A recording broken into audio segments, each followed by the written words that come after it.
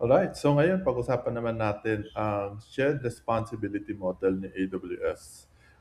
Kapag first time niyo lang 'tong nakita, I know medyo confusing siya, lalo pat kung wala kayong context. Pero I think better if i-explain ko ito after ko ikuwento yung isang analogy na mas angkop dito sa framework na 'to.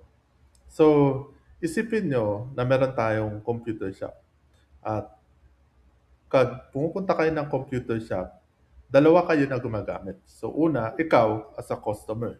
Ikaw yung gumagamit ng computer, ikaw nagrerenta, tapos ikaw naman din yung responsable to make sure na yung mga ginagamit mong applications tulad ng Facebook is secure. Tipong dapat mag-logout ka pagkatapos gumamit, dapat hindi ka bumibisita ng mga website na malicious para hindi ma-virus yung computer, etc.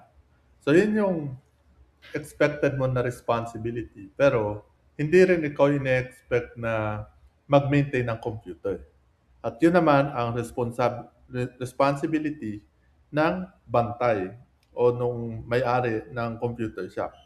So sila yung may responsibility naman sa pag-maintain ng hardware, pag-maintain ng internet, o making sure na yung lugar nila hindi bahain para gumana pa rin yung computer at makapag-serve pa din ng mga customer na katulad mo.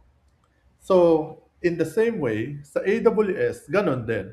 Since nakikirenta ka ng computer sa kanila o ng service, meron doon na kung saan ikaw yung may responsible.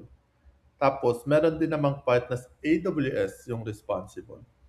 So, sa part mo, ikaw yung responsible sa pag-manage ng patches ng server.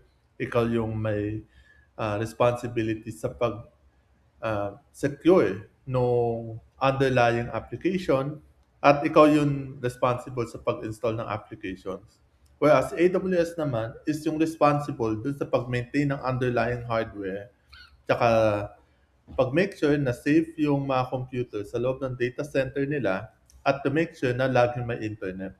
So yun yung dinidescribe ng model na 'to.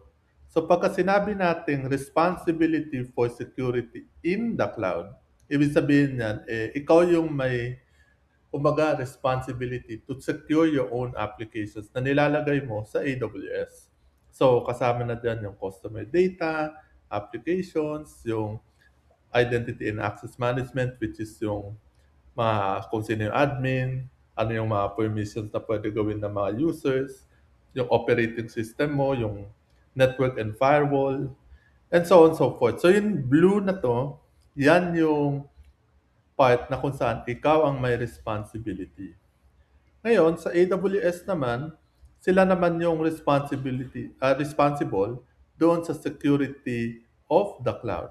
So pagka sinabi natin of the cloud, meaning yung data center mismo na kinatatayuan ng computer na nirerentahan mo.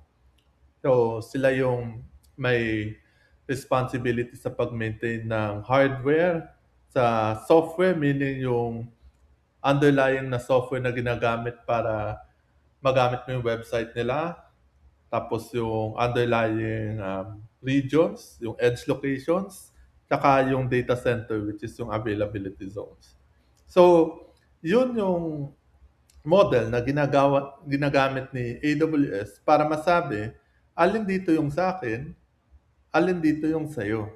Kasi siyempre, since nakikirenta ka, darating talaga sa point na magkakaroon kayo ng sisihan. Sino ba ang may responsible o responsibility doon sa part ng kung ano man yung gusto nyong isisi o kung ano man yung kung saan man nagkaroon ng problema.